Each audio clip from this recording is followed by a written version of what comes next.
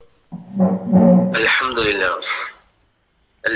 لله رب العالمين الصلاة والسلام على رسول الأمين وعلى آله وصحبه أجمعين أما بعد الحمد لله الله سبحانه وتعالى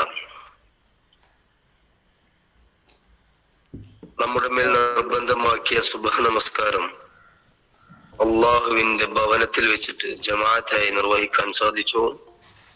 അതുപോലെ തന്നെ അതിനുശേഷം വളരെ കുറഞ്ഞ സമയം, അല്പസമയം അള്ളാഹുവിന്റെ ദിക്റിലായിക്കൊണ്ട് അവനെ ഓർമ്മിപ്പിക്കുന്ന, നബി സല്ലല്ലാഹു അലൈഹി വസല്ലമയുടെ സുന്നത്തിനെ ഓർമ്മിപ്പിക്കുന്ന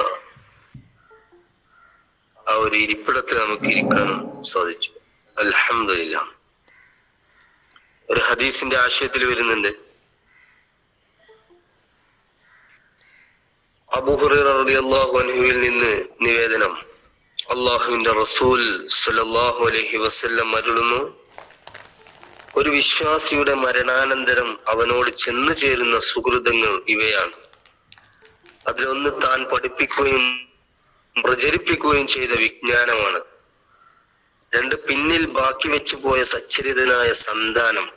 മൂന്ന്, അനന്തരമായി വിട്ടേച്ചു പോകുന്ന വിശുദ്ധ ഖുർആൻ, അല്ലെങ്കിൽ താൻ നിർമ്മിച്ച മസ്ജിദുകൾ, അല്ലെങ്കിൽ വഴിയാത്രക്കാർക്ക് വേണ്ടി നിർമ്മിച്ച ഭവനങ്ങൾ, അല്ലെങ്കിൽ താൻ നിർമ്മിച്ച നിർച്ചാലുകൾ, അല്ലെങ്കിൽ ജീവിതത്തിൽ ആരോഗ്യസ്ഥിതിയിലായിരുന്നപ്പോൾ തന്റെ സമ്പത്തുകളിൽ നിന്ന് നൽകിയ ദാനങ്ങൾ, സ്വതക്കകൾ, ഇതൊക്കെയും മരണാനന്തരം അവനിൽ വന്നു ചേരുന്നതാണ് എന്ന് ഇബ്നു മാജ, ബൈഹഖി റിപ്പോർട്ട് ചെയ്ത ഹദീസിൽ നമുക്ക് കാണാൻ കഴിയും.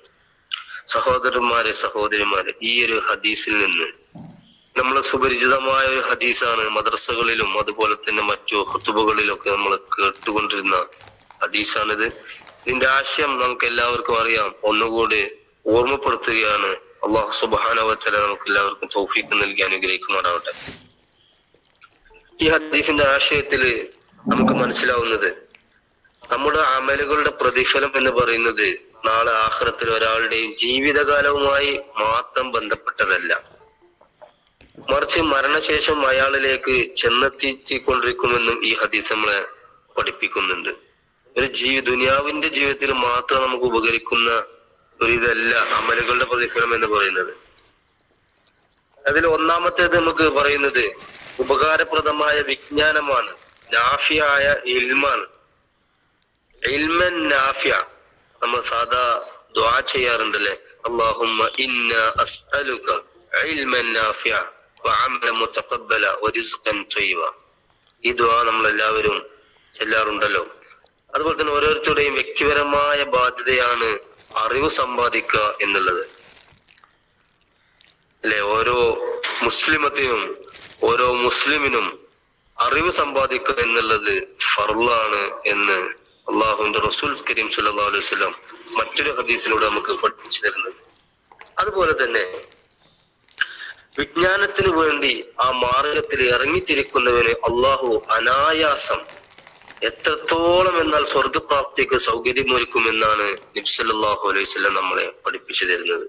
അറിവ് സമ്പാദിക്കുക, അത് മറ്റുള്ളവർക്ക് പകർന്നു കൊടുക്കുക എന്നുള്ളതും കൂടി നമ്മുടെ ഉത്തരവാദിത്തത്തിൽപ്പെട്ടതാണ്. വരും തലമുറകൾക്ക് അത് നമ്മൾ കൈമാറണം, അല്ലെ? നമ്മളുടെ ധാരാളം ആളുകൾ, അധ്യാപകന്മാരുണ്ടാകാം, മദ്രസാധ്യാപകന്മാരുണ്ടാവും, ഖുതുബ പറയുന്നവരുണ്ടാവാം, ഖുർആൻ ക്ലാസ് എടുക്കുന്നവരുണ്ടാവാം, ഹദീസ് ക്ലാസ്സുകൾ എടുക്കുന്നുണ്ടാവും, അതുപോലെ തന്നെ മറ്റു ചെറിയ ചെറിയ ക്ലാസ്സുകളൊക്കെ എടുക്കുന്നുണ്ടാവും. ഇതൊക്കെ ഇതിന്റെ ഭാഗമാണ്.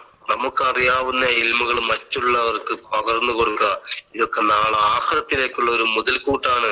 സദഖത്തുൻ ജാരിയായിട്ട് നമുക്കത് മാറും എന്നാണ് അള്ളാഹുവിന്റെ റസൂൽ സ്വല്ലല്ലാഹു അലൈഹി വസല്ലം ഈ ഒരു ചെറിയൊരു ഹദീസിലൂടെ നമുക്ക് പഠിപ്പിച്ചു തരുന്നത്. ഈ വിജ്ഞാനങ്ങൾ എന്ന് പറയുന്നത് എഴുത്ത് രൂപത്തിലാകാം, പുസ്തക രൂപങ്ങളിലാകാം, അതുപോലെ തന്നെ ഗ്രന്ഥ രൂപങ്ങളിലാവാം, അല്ലെങ്കിൽ എഴുത്ത് രൂപങ്ങളിലാകാം, ഗവേഷണ പ്രബന്ധ രൂപങ്ങളിലാകാം, അല്ലെങ്കിൽ വിജ്ഞാന കേന്ദ്രങ്ങൾ സ്ഥാപിക്കുന്നതിലൂടെയാകാം. അറിവിന്റെ കേന്ദ്രങ്ങൾ ഉണ്ടാവും, സ്ഥാപനങ്ങൾ ഉണ്ടാവും, അല്ലെ? നമുക്കറിയാം ധാരാളം ഒട്ടേറെ ഭൗതികവും അതുപോലെ തന്നെ ഇസ്ലാമികപരമായിട്ടുള്ള സ്ഥാപനങ്ങൾ നമുക്കറിയാം. ഇതിന്റെയൊക്കെ പിന്നിൽ നല്ലൊരു കഠിനാധ്വാനം, ത്യാഗങ്ങൾ ഉണ്ടായിട്ടുണ്ടാവും. അവർക്കൊക്കെ നാളെ അള്ളാഹുവിന്റെ അടുക്കൽ ഒമ്പിച്ച മഹത്തായ കണ്ണെത്താ ദൂരത്തുള്ള പ്രതിഫലമാണ് വരാനിരിക്കുന്നത് എന്നാണ് ഹദീസിന്റെ ആശയങ്ങൾ നമുക്ക് മനസ്സിലാവുന്നത്. ഇതിന്റെ രണ്ടാമത്തെ വിഷയം സന്താനങ്ങളാണ്. സന്താനങ്ങളാണ് മറ്റൊരു സമ്പാദ്യം എന്ന് പറഞ്ഞു. അത് ഹദീസിന്റെ ആശയത്തിൽ പറഞ്ഞത് വലദൻ സ്വാലിഹൻ തറക്കുഹു, വിശ്വാസിയുടെ മരണത്തിന് ശേഷം അയാളുടെ സച്ചരിതരായ സന്താനങ്ങളാണ് മാതാപിതാക്കൾക്ക് വേണ്ടി പ്രാർത്ഥിക്കുന്ന സന്താനങ്ങൾ. ഏതെങ്കിലും സന്താനങ്ങളല്ല, ചീത്ത സന്താനങ്ങളോ നെറുകെട്ട സന്താനങ്ങളോ മാതാപിതാക്കളെ നോക്കാത്ത സന്താനങ്ങളോ അല്ല ഇവിടെ പറയുന്നത്. അള്ളാഹുവിന്റെ പ്രവാചകൻ സല്ലല്ലാഹു അലൈഹി വസല്ലം വളരെ കൃത്യമായി നമുക്ക് പഠിപ്പിച്ചു തരുന്നത് അവരുടെ വസിയ്യത്തുകൾ നിറവേറ്റുന്നതും അതുപോലെ തന്നെ മാതാപിതാക്കൾക്ക് വേണ്ടി ബാക്കി വെച്ച കർമ്മങ്ങൾ പൂർത്തിയാക്കുന്നതും മരണശേഷം അവർ അനന്തരമെടുക്കുന്ന പ്രതിഫലങ്ങളാണ് എന്ന് മാതാപിതാക്കളോടായിട്ടാണ്, മുസ്ലിം ഉമ്മത്തിന് വേണ്ടിയിട്ടാണ് അള്ളാഹുവിന്റെ റസൂൽ ഈ ഹദീസിലൂടെ പഠിപ്പിച്ചത്. ഇതിന്റെ ആശയത്തിൽ ഇമാം നവവി റഹിമഹുള്ള പറയുന്നുണ്ട്, സന്താനങ്ങൾ ഒരാളുടെ സമ്പാദ്യമാണ്. വിജ്ഞാനം വിദ്യാഭ്യാസമായും രചനകളായും അയാളെ അനുഗമിക്കും. എന്നാൽ സ്വതക്കത്തുൻ ജാരിയ അത് വഖഫായും കണക്കാക്കപ്പെടുന്നതാണ്. മരിച്ചൊരു വ്യക്തി വിട്ടേച്ചു പോകുന്ന വിശുദ്ധ വേദഗ്രന്ഥത്തെ കുറിച്ചാണ് ഈ ഹദീസിലൂടെ മൂന്നാമതായി നമുക്ക് പഠിപ്പിച്ചിരുന്നത്. എന്താണ് വേദഗ്രന്ഥം നമുക്ക് ചെയ്തു തരുന്നത്?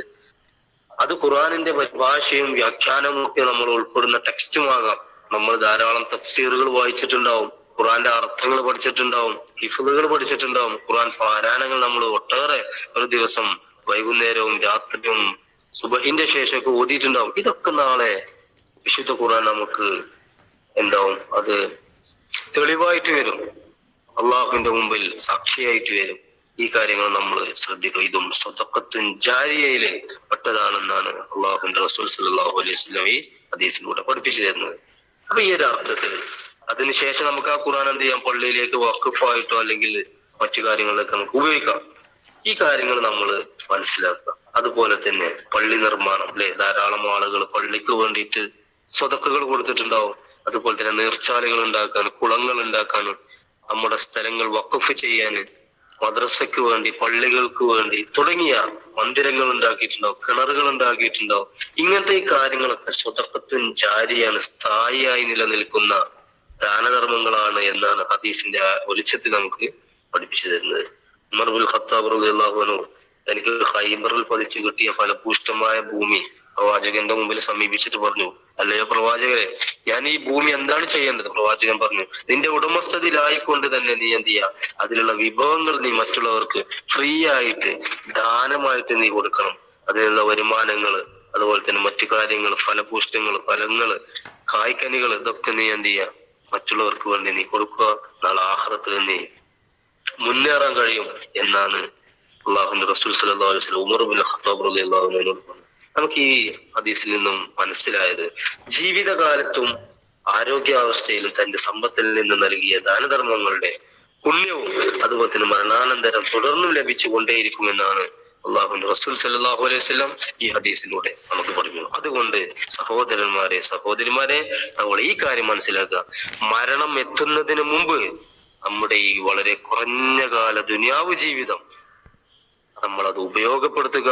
അത് സ്വതക്കത്തുൻ ജാരിയയിലേക്ക് കൂടുതൽ നമ്മൾ മുന്നേറിക്കൊണ്ടിരിക്കുക. അതുപോലെ തന്നെ രോഗം എത്തുന്നതിന് മുമ്പ് നമ്മുടെ ഈ ആരോഗ്യാവസ്ഥയെ നമ്മൾ നല്ല മാർഗത്തിലേക്ക് ചെലവഴിച്ചുകൊണ്ടിരിക്കുക, ശാരീരികമായി ചെലവഴിച്ചു അള്ളാഹുവിന്റെ മാർഗത്തിൽ. അതുപോലെ തന്നെ സമ്പത്ത്, നമ്മുടെ ഉള്ള സമ്പത്ത് നമ്മുടെ കയ്യിൽ നിന്ന് നഷ്ടപ്പെടുന്നതിന് മുമ്പ്, ദാരിദ്ര്യം വരുന്നതിന് മുമ്പ് ആ സമ്പത്തിനെ അള്ളാഹുവിന്റെ മാർഗത്തിൽ നമ്മൾ പ്രവർത്തിപ്പിക്കുക. അള്ളാഹു സുബ്ഹാനഹു വ തആല കേട്ടതിലുപരി പ്രാവർത്തികമാക്കാൻ അള്ളാഹു സുബ്ഹാനഹു വ തആല നമുക്ക് എല്ലാവർക്കും തൗഫീഖ് നൽകി അനുഗ്രഹിക്കുമാറാവട്ടെ. വആഖിറു ദഅവാനാ അൽഹംദുലില്ലാഹി റബ്ബിൽ ആലമീൻ. അസ്സലാമു അലൈക്കും വറഹ്മത്തുള്ളാഹി വബറകാതുഹു. അലൈഹിസ്സലാം വറഹ്മത്തുള്ളാഹി വബറകാതുഹു. ശുക്രൻ, ജസാക്കല്ലാഹ്. വളരെ ഹൃദ്യമായ ഒരു ഹദീസ് ബോധനമാണ് നമ്മൾ കേട്ടത്. ക്ലാസ് എടുത്ത ഹിജാസ് ഉസ്താദിനെയും അദ്ദേഹത്തിന്റെ കുടുംബത്തെയും അള്ളാഹു അനുഗ്രഹിക്കുമാറാവട്ടെ. അള്ളാഹുവിന്റെ ഉത്ബോധനങ്ങൾ ജീവിതത്തിൽ സ്വീകരിച്ച് നല്ലവരായി മാറാൻ പടച്ചവൻ തൗഫീഖ് നൽകട്ടെ. ആമീൻ. അസ്സലാമു അലൈക്കും വറഹ്മത്തുള്ളാഹി.